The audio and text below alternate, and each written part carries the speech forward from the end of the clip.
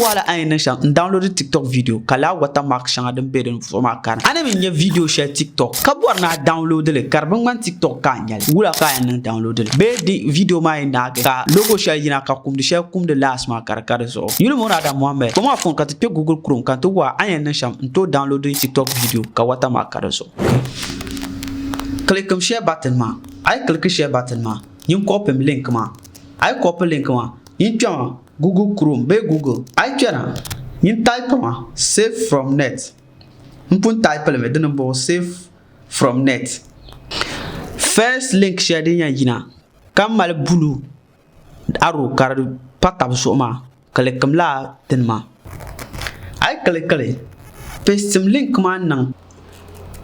green box man then load the video ma